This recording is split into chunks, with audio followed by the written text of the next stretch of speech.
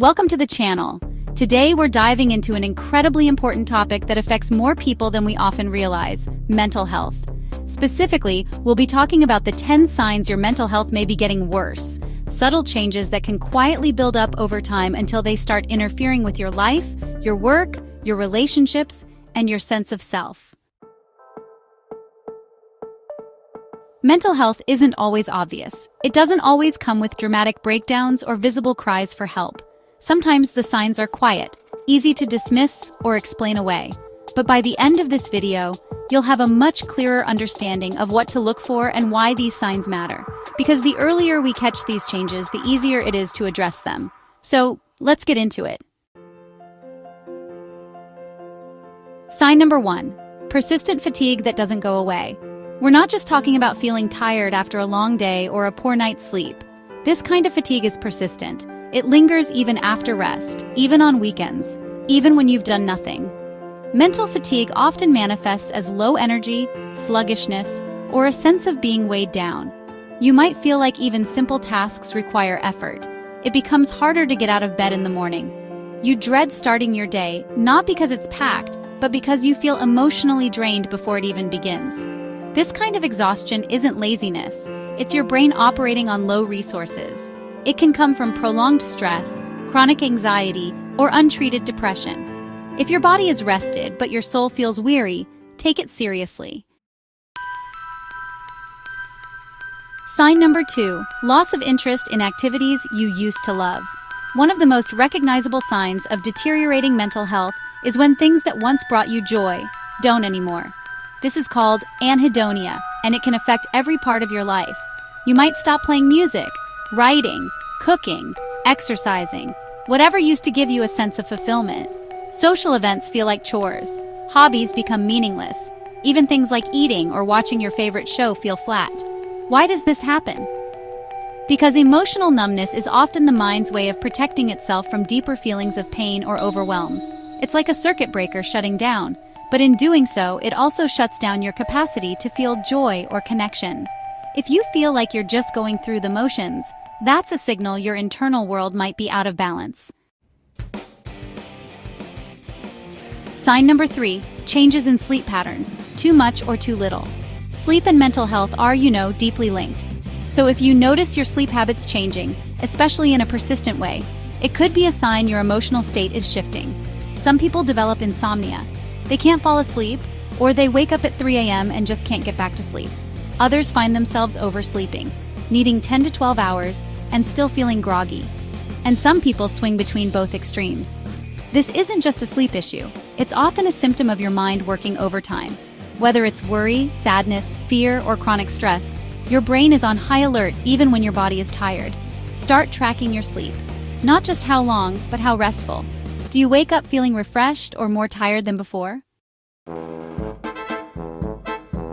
Sign number 4. Increased irritability, frustration, or anger. We often think of depression or anxiety as sadness or fear, but sometimes it comes out as irritability, being on edge, snapping at people, or just feeling overwhelmed by minor annoyances. If you've noticed your patience running thin, or if you've been reacting more harshly than usual to things like noise, traffic, delays, or disagreements, that could be a sign your mental resilience is eroding. This happens because when our emotional reserves are low, we have less capacity for empathy, flexibility, or tolerance. You may also notice you're easily startled or you jump to conclusions more quickly. This is your nervous system being in a heightened state of reactivity. It's not just a bad temper, it could be your brain signaling that it's under too much pressure. Sign number 5.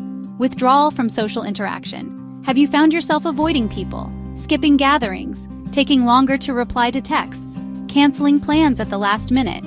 Social withdrawal is honestly one of the most common and overlooked signs of worsening mental health. It can start small, you just want more alone time. But over time, it can snowball into complete isolation. And while solitude can be healthy, isolation isn't. Humans are social creatures, and when we disconnect from others, we also start disconnecting from ourselves. Even digital communication can become overwhelming. You may ghost people unintentionally, or feel like no one would understand. So what's the point in reaching out? But this retreat is dangerous, because it reduces one of our strongest protective factors, connection. Sign number 6, increased negative self-talk. Your inner voice is one of the most influential forces in your mental life. When your mental health declines, that voice often becomes more critical, harsh, and unforgiving. You may start hearing thoughts like, "I'm such a failure.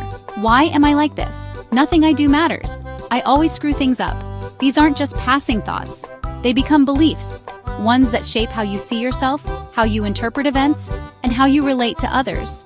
Over time, this inner dialogue becomes a filter through which you experience the world.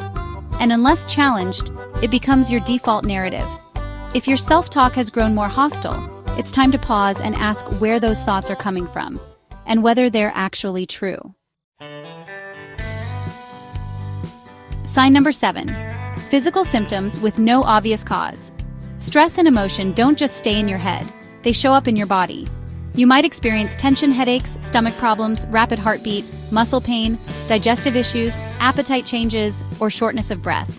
These are often referred to as psychosomatic symptoms, real physical sensations that stem from emotional or psychological stress. They aren't imagined, but the root cause may not be medical, it may be mental. If you're constantly at the doctor with unexplained symptoms, or you just don't feel right in your body anymore, take a closer look at your emotional state. Your body may be speaking what your mind has tried to silence. Sign number 8, difficulty concentrating or making decisions. Another sign your mental health may be deteriorating is cognitive fog. You might feel slower, more distracted, forgetful, or even indecisive. Like, you read a page and just can't remember what you read. Or maybe you get up and forget why you even stood up in the first place. Sometimes you might just find yourself staring at your to-do list without the ability to start anything. All of this really points to cognitive strain. When your brain is overloaded with emotional processing, it actually has fewer resources available for tasks like memory, planning, or focus. This can lead to performance issues at work, in school, or just in your daily responsibilities. And honestly, that can add to feelings of guilt or inadequacy, creating a bit of a vicious cycle. If your sharpness is fading, take it as a cue that your emotional system might, need some relief. Sign number 9, reliance on unhealthy coping mechanisms.